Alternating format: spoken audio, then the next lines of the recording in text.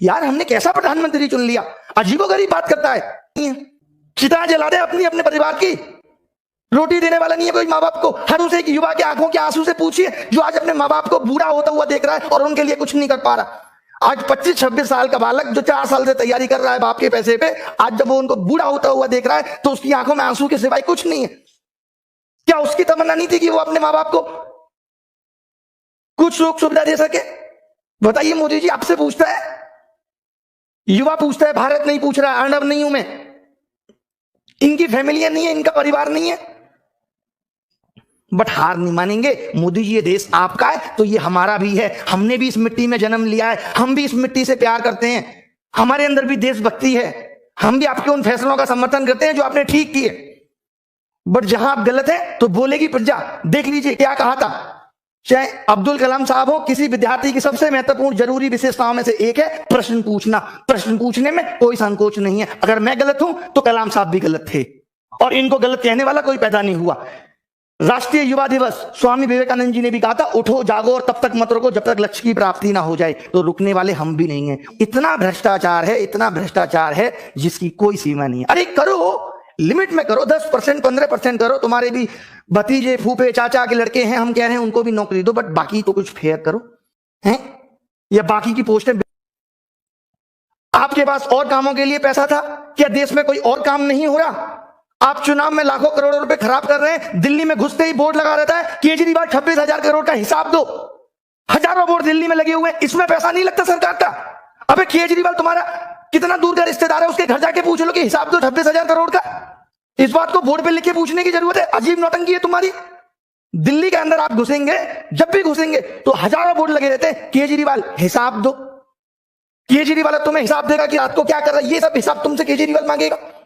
और मांगने तो फोन पे मांगो, तुम्हारे पास केजरीवाल का नंबर नहीं है। संसद में मांगो, विधानसभा के सत्र में मांगो।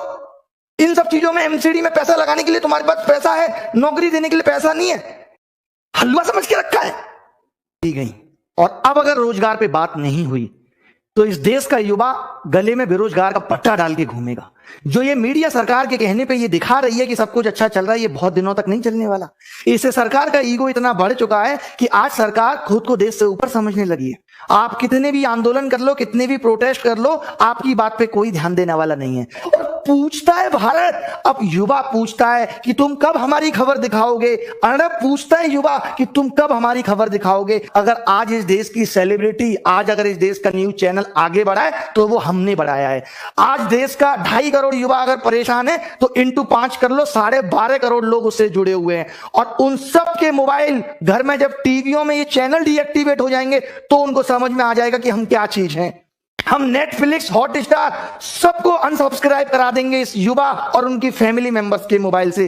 तब आपको हमारी ताकत के बारे में पता चलेगा। ये तो हमारी प्लानिंग का एक बहुत छोटा सा हिस्सा है। इसके बाद अभी क्या करेंगे आप सोच भी नहीं सकते। ये आंदोलन अभी इस बात पे है कि सरकार को बात करने के लिए विवश करना है कि रोजगार पे बात कब होगी। इस देश के अंदर शिक्षित होने के मायने खत्म हो गए। आप बताइए, बीटेक करके आदमी घूम रहा है, बीटेक के कोई मायने नहीं रहे, एमबीए करके बच्चा घूम रहा है। ये एसएससी या गवर्नमेंट जॉब में आपको मालूम है इतनी भीड़ क्यों आई? क्यों लोग सरकारी नौकरी के पीछे भाग रहे हैं? क्योंकि प्राइवेट में नौकरियां खत्म हो गई। और मोदी जी कहते हैं कि आप अपने मोहल्ले में नौकरी करो। आज जब मैंने ये वीडियो मोदी जी का देखा तो मुझे इतनी हंसी आई, मैं जरूर आपको ये सुनाना चाहूंगा। मेरा दिल है कि मैं ये वीडियो आपको सुनाऊं। आप देखें इस वीडियो को। ये हमारे मोदी जी और ये हमारे प्रधानमंत्री की कितनी बेहतरीन सोच है जिसकी कोई हद नहीं। आवाज सुन लीजिए, ये देखिए।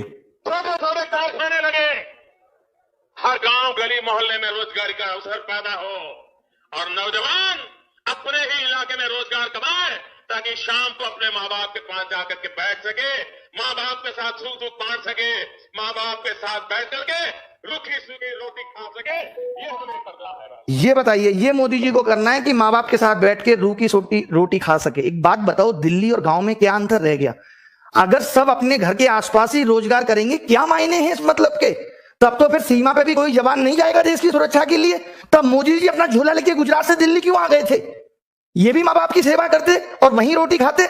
आपके को मैं 2 ऑप्शन देता हूं कि अपने गांव के आसपास 8,000 की नौकरी करके रूखी सोखी खाना पसंद करोगे, या 60,000 की नौकरी के लिए दिल्ली आओगे और 1 महीने में घर जाओगे और माँ बाप के लिए भी अच्छे वस्त्र लेके जाओगे। कौन सा ऑप्शन आप सुनोगे?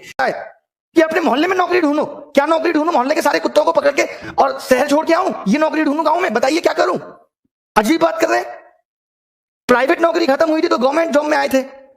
बीटेक करके पता चला कोई 8,000 की नौकरी देने वाला नहीं है, क्योंकि देश में उतनी कंपनियां नहीं।